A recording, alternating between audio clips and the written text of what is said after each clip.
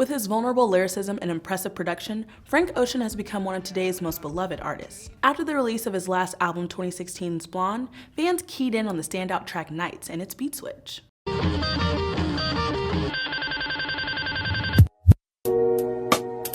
These beat switches have become synonymous with Frank and have been a part of his music since the beginning, like on his 2011 debut mixtape Nostalgia Ultra, when he flipped Mr. Hudson's There Will Be Tears. I still dream, dream, dream. I still dream, dream.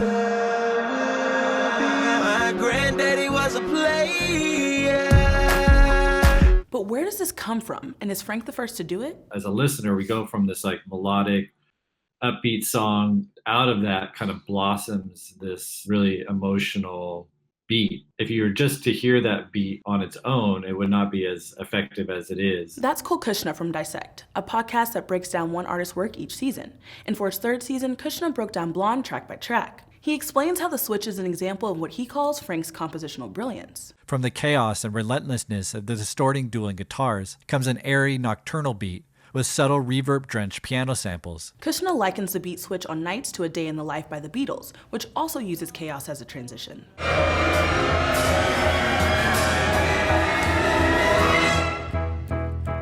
We get order out of chaos, and the understated beauty of the new musical material is dramatically enhanced by the ugliness that preceded it. The harshness in the switch-up we hear on tracks like these results in a theory called musical frisson, defined as, quote, a musically induced effect that shows close links to musical surprise. These musical surprises can make the listener physically feel something, like chills, goosebumps, or even tears. This is because, quote, music taps into this very primitive system that we have which identifies emotion on the basis of a violation of expectancy. This unexpected change is exactly why Frank's beat switches resonate so strongly with his fans. And back on Nights, Frank uses a stuttering guitar riff to transition into the next part of the track, but the audible swell underneath is what grabs the audience's attention. The riff and then the little swell is that brief little whoop that just kind of very concisely swells to this moment of catharsis, which is the beat switch.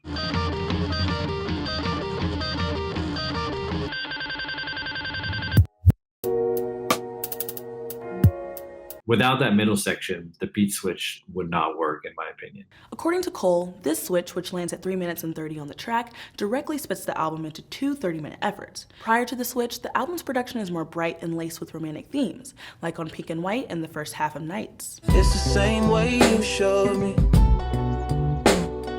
Nod my head, don't close my eyes. Halfway on a slow move. All my night, been ready for you all my night. Been waiting on you all my night. And on the back half of Nights and songs like White Ferrari, Blonde becomes a more melancholy view of love and life. Every night fucks every day up. Every day patches the night up. On God, you should match it, it's that KO. No white lighters till I fuck my 28th up. Bad luck to talk on these rides.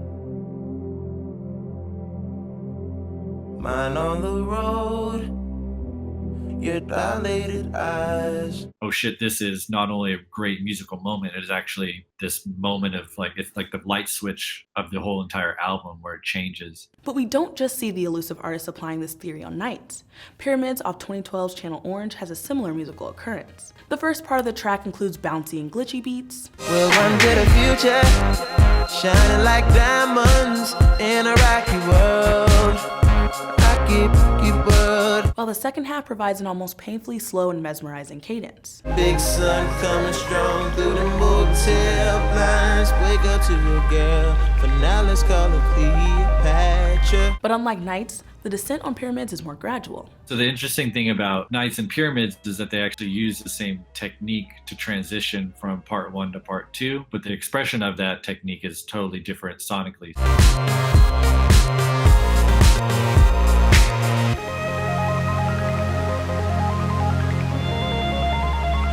Rather than splitting the song into different themes, this beat change gives Frank the opportunity to explore a larger story. In Nights, you can argue it moves from day to night. Pyramids, it moves from time period to time period. That allows him to tell this really expansive story about a single character in a really unique and creative way. A similar use of a beat switch to continue a narrative from a different perspective can be seen on Stevie Wonder's Ordinary Pain.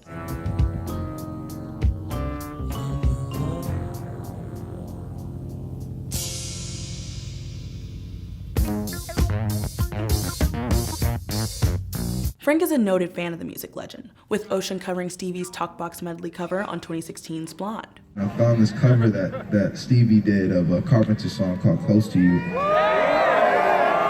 And it was like I had to sing it, and his rendition made it my favorite song. Ocean, Stevie Wonder, and the aforementioned Beatles aren't the only artists to incorporate beat switches into their music. Tracks like Kendrick Lamar's 2010 cut Mad City, Every time I'm in the street, I hear yak, yak, yak. Wake your punk ass up. Kanye West's New Slaves, equipped with an assist from Ocean,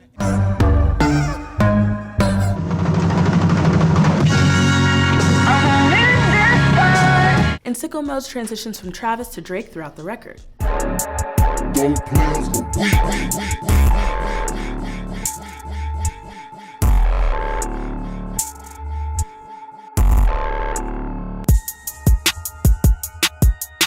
Whether it's moving through moods, personalities, or time, beat switches are a unique way to elevate a story and shock the listener. What's your favorite beat switch? Let us know in the comments. I'm Delisa with Genius News, bringing you the meaning and the knowledge behind the music.